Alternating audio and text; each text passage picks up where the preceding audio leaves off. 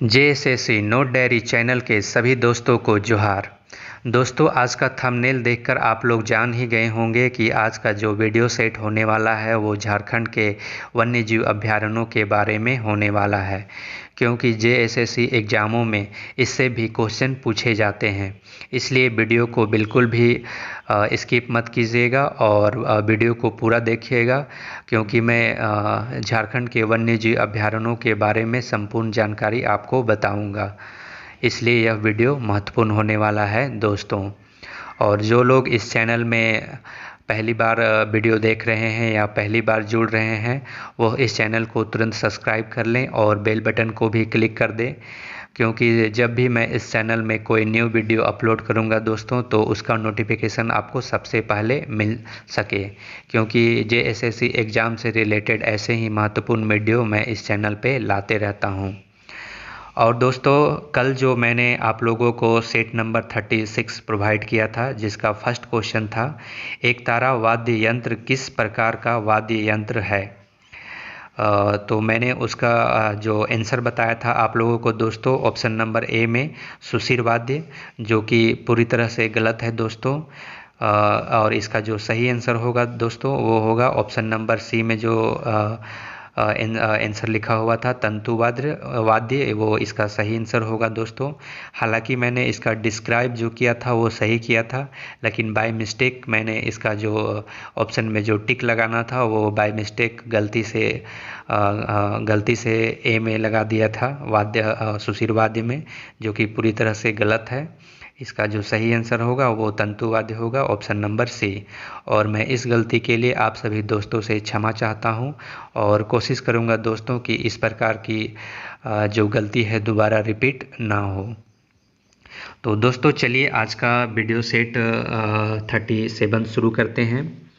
तो दोस्तों, आज का वीडियो सेट शुरू करने से पहले थोड़ी सी जानकारी ले लेते हैं कि झारखंड में जो जो वन्य जीव प्राणी अभयारण्य है उनके बारे में कि आखिर वो होते क्या हैं।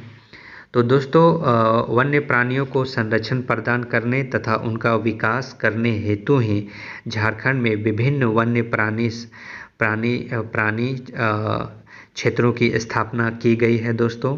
और झारखंड में एक राष्ट्रीय उद्यान तथा 11 वन्य जीव अभयारण्य तथा एक वन्य जीव अभयारण्य ही राष्ट्रीय स्तर का है। बाकी जो वन्यजीव अभयारण्य है दोस्तों, वो सभी राज्य स्तर का है। आप लोग इस बात का भी ध्यान रखिएगा। तथा कई जैविक उद्यान भी झारखंड में स्थित है। तो चलिए दोस्तों, देखते हैं आज का फर्स्ट क्वेश्चन। और ये रहा आपका फर्स्ट क्वेश्चन। देश का प्रथम गज अभयारण्य किस राज्य में स्थापित किया गया है। Option A Karnataka, option B Jharkhand, option C Kerala, option B Tamil Nadu. तो दोस्तों, इसका जो सही आंसर हो जाएगा वो हो जाएगा ऑप्शन नंबर बी। देश का जो प्रथम गज अभयारण्य स्थापित किया गया है वो झारखंड में स्थापित किया गया था दोस्तों। भारत सरकार द्वारा देश का प्रथम गज संरक्षण केंद्र पूर्वी सिंहभूम जिले में 1976 ईस्वी को स्थापित किया गया है दोस्तों।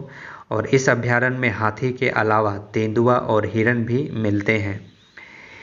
इस अभयारण्य के रखरखाव में जो भी खर्चा आता है दोस्तों, उसमें केंद्र और राज्य की हिस्सेदारी है वो है, केंद्र की हिस्सेदारी 60% है और राज्य की जो हिस्सेदारी है वो 40% है दोस्तों।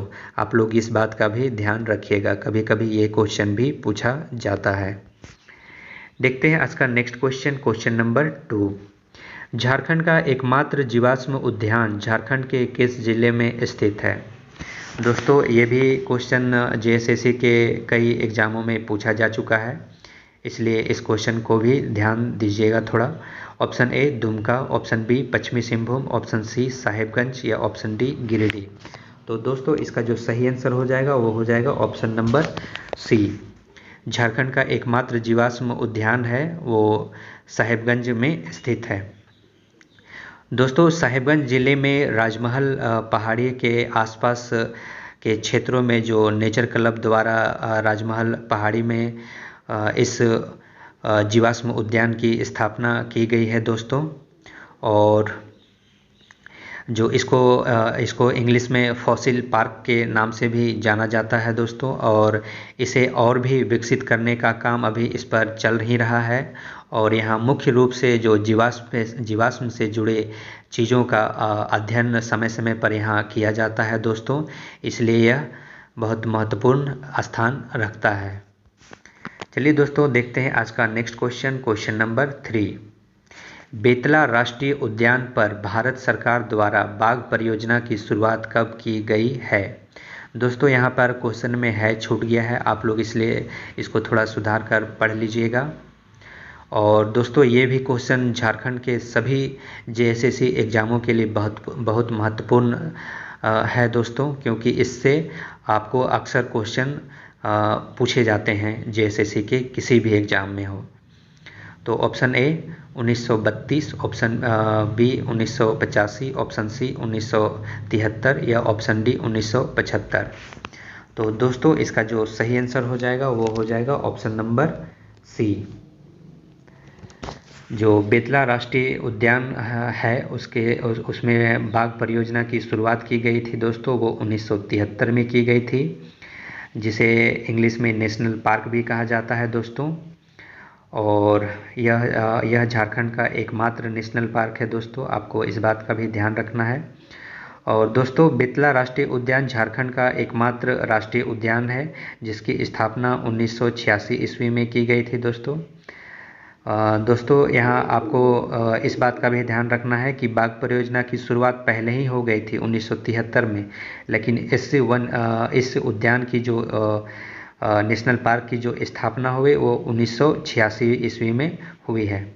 आप लोग इस बात का भी ध्यान रखिएगा। और यह लातेहार ज़िले में स्थित है दोस्तों, और यह 1932 में विश्व की पहली शेर गणना की गई थी दोस्तों। आपको इस बात का भी ध्यान रखना है कि यहाँ विश्व की बात हो रही है, विश्व में कहीं अगर बाघों की पहली गणना हुई थी तो वो यहीं पर हुई थी दोस्तों, बेतला नेशनल पार्क में। उस समय बेतला नेशनल पार्क में, जो कि 1932 में किया गया था। हालांकि उस समय इसकी स्थापना नहीं हुई थी, लेकिन बेतला नामक स्थान से ही विश्व की पहली शेर गणना हुई थी दोस्तों। यह मुख्य रूप से बाघ, शेर, तेंदुआ और जंगली सूअर आदि वन्य प्राणी इस अभयारण्य में पाए जाते हैं। यह झारखंड का एकमात्र टाइगर रिजर्व पार्क भी है दोस्तों। चलिए दोस्तों देखते हैं आज का next question, question number 4। Jharkhand का कौन सा एकमात्र वन्य जीव अभयारण्य राष्ट्रीय स्तर का है? दोस्तों ये भी क्वेश्चन काफ़ी इम्पोर्टेंट है, इससे भी क्वेश्चन पूछे जाते हैं। तो पहले इसका आंसर जान लेते हैं। ऑप्शन ए बेतला राष्ट्रीय उद्यान, ऑप्शन बी पलामू वन्य जीव अभयारण्य, ऑप्शन सी महुआ डाँड़ भेड़िया अभयारण्य या ऑप्शन डी दालमा अभयारण्य। तो दोस्तों इसका जो आंसर हो जाएगा वो हो जाएगा ऑप्शन नंबर बी। झारखंड का एकमात्र वन्य जीव अभयारण्य जो राष्ट्रीय स्तर का है वो पलामू वन्य जीव अभयारण्य है दोस्तों। इसको इंग्लिश में वाइल्ड लाइफ सेंचुरी भी कहा जाता है। झारखंड का एकमात्र पलामू वन्यजीव अभयारण्य राष्ट्रीय स्तर का है तथा शेष सभी अभयारण्य राज्य स्तरीय का है, जो मैं आपको इंट्रोडक्शन में बता ही चुका हूं दोस्तों। और पलामू अभयारण्य राज्य का सबसे बड़ा अभयारण्य भी है दोस्तों। आप लोगों को इस बात का भी ध्यान रखना है, क्योंकि इससे भी क्वेश्चन पूछा जाता है। जो इसका क्षेत्रफल है दोस्तों वो 794 वर्ग किलोमीटर में फैला हुआ है। और इसके बाद लावालोंग अभयारण्य आता है दोस्तों क्षेत्रफल के हिसाब से, तथा उसके बाद तीसरे नंबर में हजारीबाग अभयारण्य आता है दोस्तों क्षेत्रफल के हिसाब से। तथा इस क्या बोलते हैं पलामू वन्यजीव अभयारण्य है, उसकी स्थापना जो हुई है दोस्तों वो 1976 ईस्वी में की गई है। और इसमें मुख्य रूप से जो जीव पाए जाते हैं वो हाथी और सांभर पाए जाते हैं। तो चलिए दोस्तों देखते हैं आज का next question, question number 5। Hazaribagh अभयारण्य में मुख्य रूप से कौन से वन्य जीव पाए जाते हैं? ऑप्शन ए तेंदुआ, ऑप्शन बी हिरन, ऑप्शन सी सांभर या ऑप्शन डी ये सभी। तो दोस्तों इसका जो सही आंसर हो जाएगा दोस्तों वो हो जाएगा ऑप्शन नंबर डी। यानी हजारीबाग अभयारण्य में तेंदुआ, हिरन और सांभर सभी पाए जाते हैं, इसलिए इसका आंसर डी हो जाएगा, ऑप्शन नंबर। यह वन्य पशु अभयारण्य रांची पटना मार्ग पर हजारीबाग के निकट अवस्थित है दोस्तों, जो यहाँ से लगभग 22 किलोमीटर की दूरी में है। इसकी स्थापना 1976 ईस्वी में की गई थी दोस्तों, और यह करीब 186.25 वर्ग किलोमीटर में फैला है, जो कि क्षेत्रफल की दृष्टि से तीसरा सबसे बड़ा वन्यजीव अभयारण्य है दोस्तों। देखते हैं आज का नेक्स्ट क्वेश्चन, क्वेश्चन नंबर 6। महुआ डाल अभयारण्य किस वन्य जीव के लिए फेमस है, आपको वो बताना है। ऑप्शन ए जंगली सुअर, ऑप्शन बी हिरन, या ऑप्शन सी भेड़िया, या ऑप्शन डी हिरन और भेड़िया।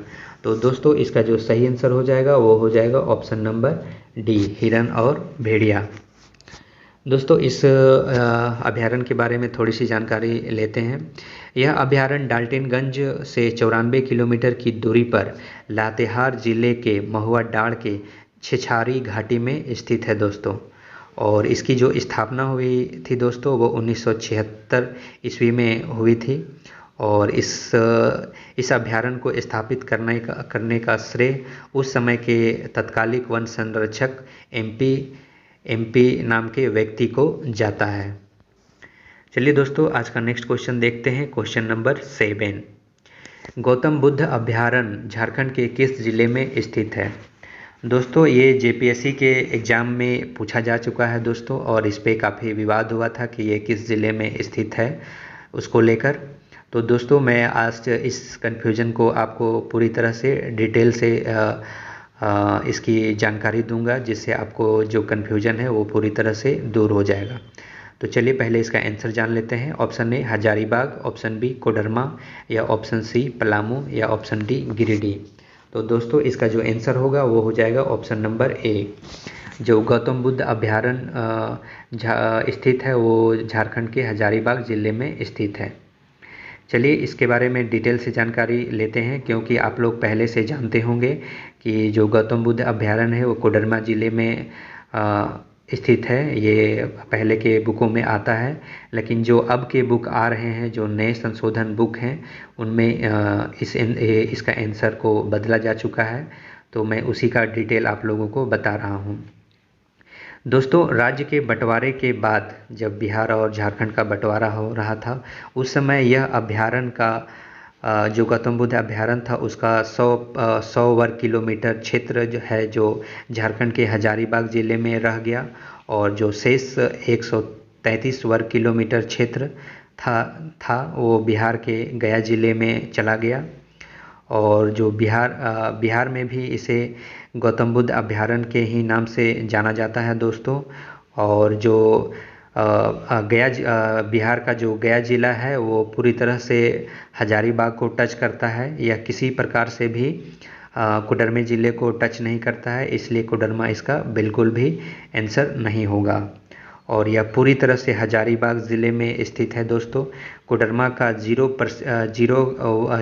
किलोमीटर भी यह अभयारण्य कोडरमा ज़िले को टच नहीं करता है। तो उम्मीद है दोस्तों कि आपका इस क्वेश्चन को लेकर जो कन्फ्यूजन था वो दूर हो चुका होगा। तो चलिए दोस्तों देखते हैं आज का नेक्स्ट क्वेश्चन, क्वेश्चन नंबर 8।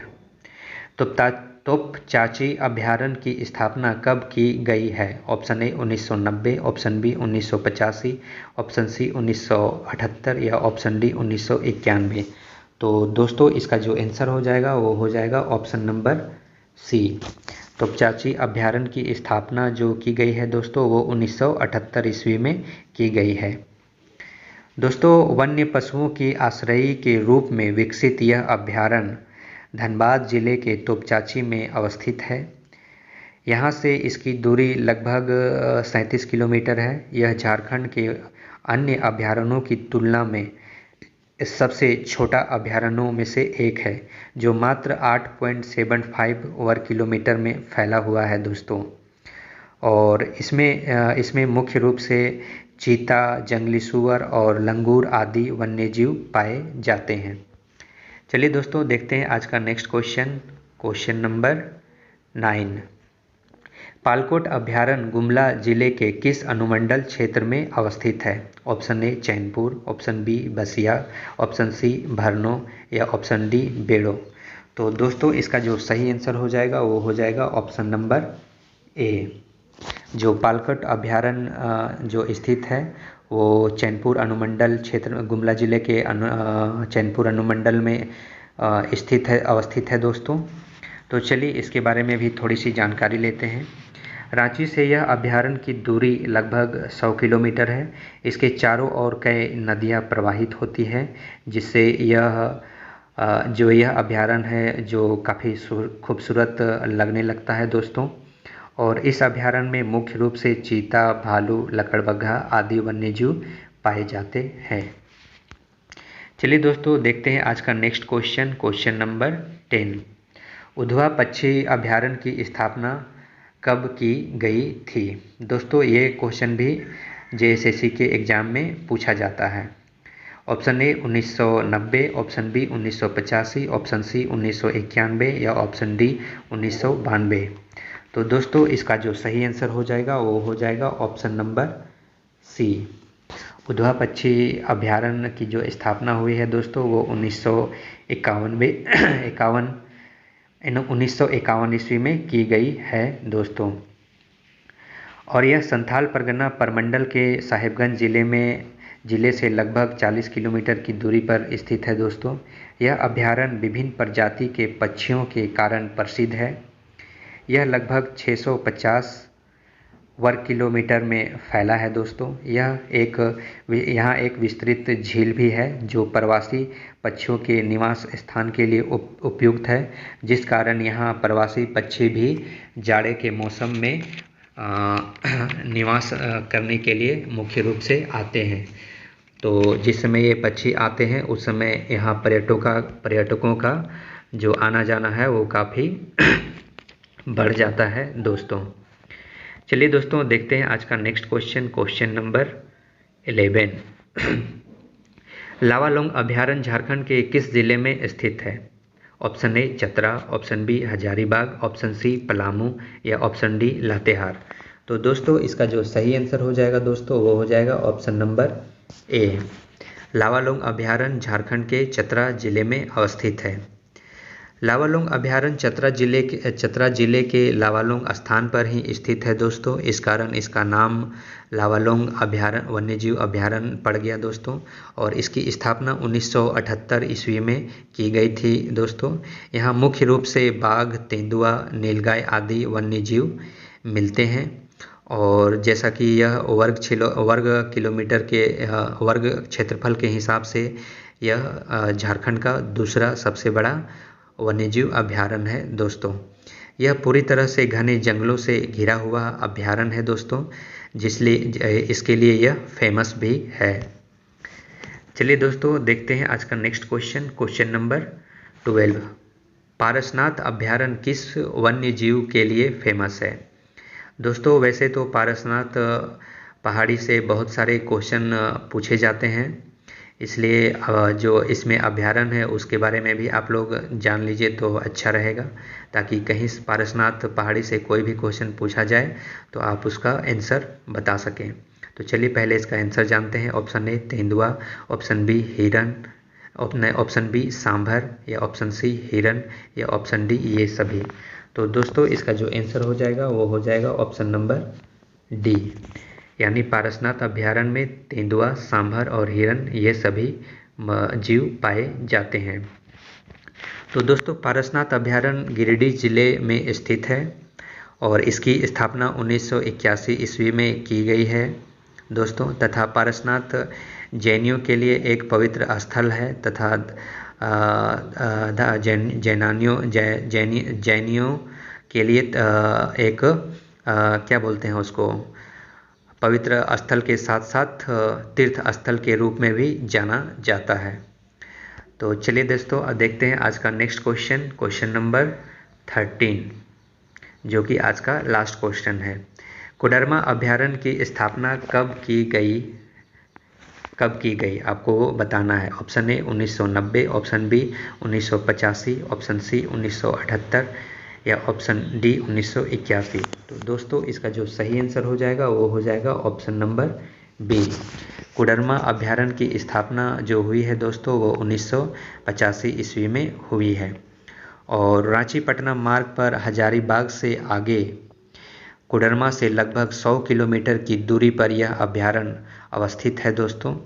यह सघन साल वनों से घिरा एक अभ्यारण्य है जिसमें मुख्य रूप से सांभर, चीता, नीलगाय, हिरन आदि वन्यजीव पाए जाते हैं। तो दोस्तों ये था आज झारखंड के जितने भी वन्यजीव अभ्यारण्य है उनकी जानकारी मैं आपको पूरे डिटेल से बता चुका हूँ। तो आशा करता हूँ कि जेएसएससी एग्ज़ाम में झारखंड के वन्यजीव अभ्यारण्य से कोई भी क्वेश्चन पूछा जाए तो आप उसका आंसर आसानी से दे सकते हैं, ऐसा मैं उम्मीद करता हूँ। और दोस्तों अगर वीडियो अच्छा लगता है, वीडियो का क्वेश्चन कंटेंट अच्छा लगता है तो प्लीज़ इसे लाइक और शेयर करना तो बिल्कुल भी ना भूलें। और दोस्तों आपसे रिक्वेस्ट है कि वीडियो को हमेशा पूरा ही देखा कीजिए। और आज का वीडियो पूरा देखने के लिए आप सभी दोस्तों को बहुत बहुत धन्यवाद।